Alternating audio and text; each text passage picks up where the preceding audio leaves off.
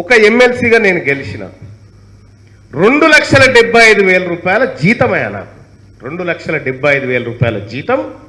నా భార్య పిల్లలకి ఏమన్నా అయితే 1 కోటి రూపాయల దాకా మెడికల్ సపోర్టు, మళ్ళీ నేను తిరిగేటందుకు 50 లక్షలు గవర్నమెంట్ ఇచ్చి కారు కొనుక్కోమంటది, మళ్ళీ అలవెన్స్లు. అలాగా నేను నెల రోజులు ఎమ్మెల్సీగా ఉన్నా జీవితాంతం పెన్షన్, ఆర్టీసీ బస్ ఎక్కితే ఎక్కడన్నా ఫ్రీ, మళ్ళీ రైలు ప్రయాణాలు. ఒక ఎమ్మెల్సీకి, ఒక ప్రజాప్రతినిధికి ఏం దక్కుతా ఉంది?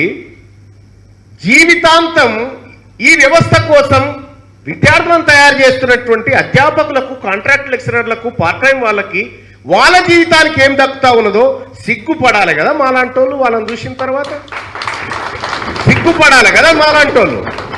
నేను పదే పదే చెప్తా ఉన్నా కదా, మాకు కాదురా ఉండాల్సిన జీతాలు, మాకు కాదురా ఉండాల్సిన పెన్షన్లు, వీళ్ళకు ఉండాలని చెప్పి చెప్తా ఉన్నా.